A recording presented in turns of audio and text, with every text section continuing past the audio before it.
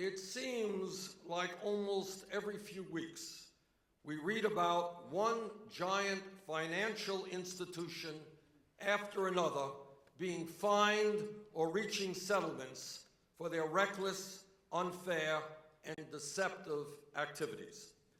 Some people believe that this is an aberration, that we have an honest financial system in which every now and then major financial institutions do something wrong and get caught.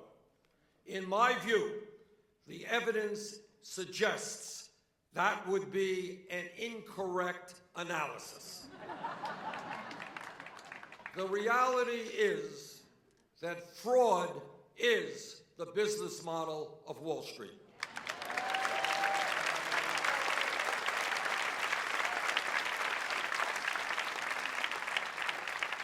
It is not the exception to the rule, it is the rule.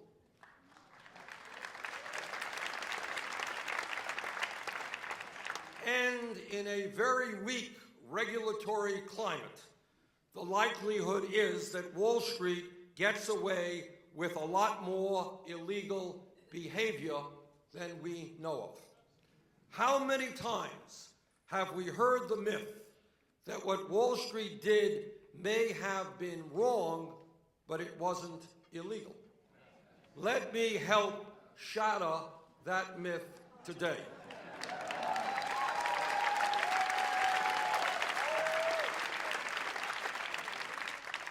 Since 2009, major financial institutions in this country have been fined $204 billion. $204 billion. And that, once again, takes place in a weak regulatory environment. Here are just a few examples of when major banks were caught doing illegal activity.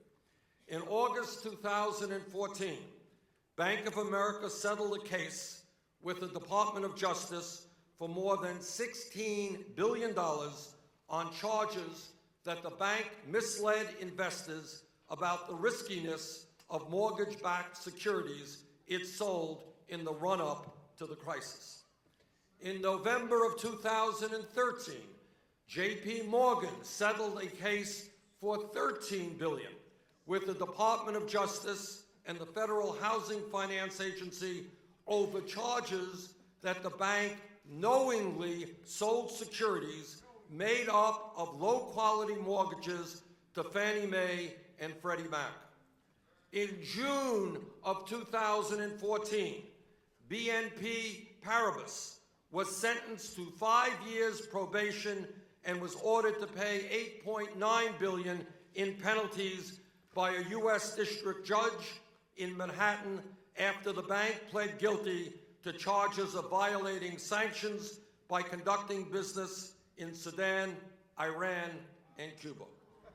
Let me, in addition, read you a few headlines, and you tell me how it could possibly make sense that not one executive on Wall Street was prosecuted for fraud. Just a few headlines.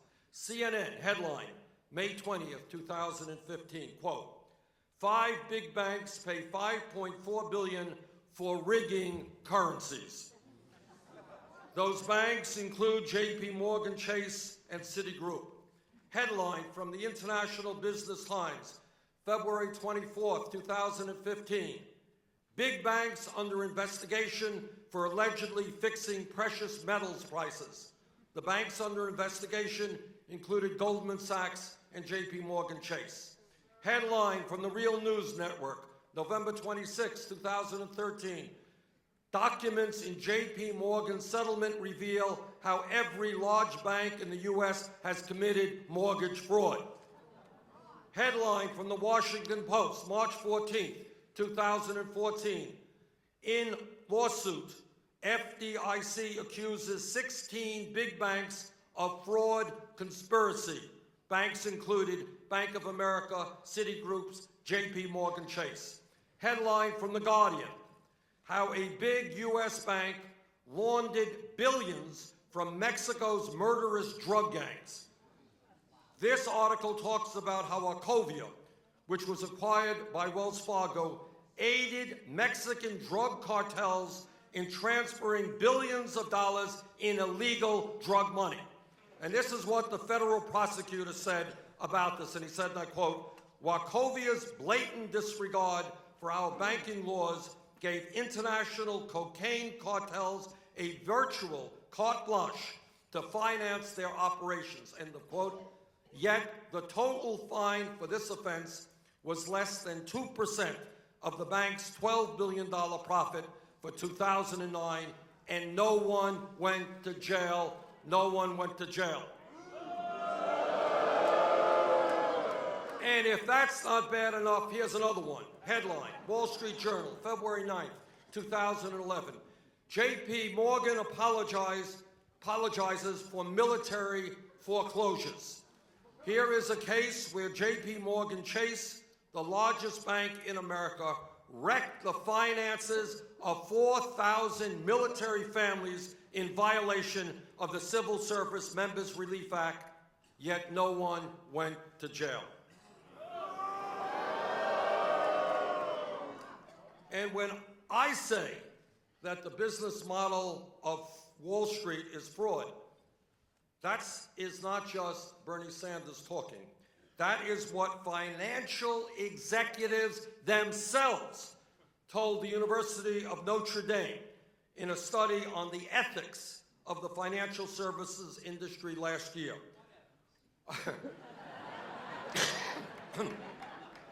According to this study, listen to this, 51% of Wall Street executives making more than $500,000 a year found it likely that their competitors have engaged in unethical or illegal activity in order to gain an edge in the market. More than 1/3 of financial executives have either witnessed or have firsthand knowledge of wrongdoing in the workplace. Nearly 1 in 5 financial service professionals believe they must engage in illegal or unethical activity to be successful.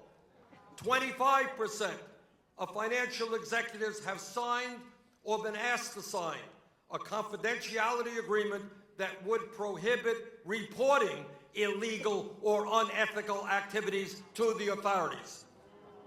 Here is what one banker from Barclays said in 2010 when he was caught trying to price fix the $5 trillion per day currency market. He said, and I quote, "If you ain't cheating, you ain't trying," end of quote.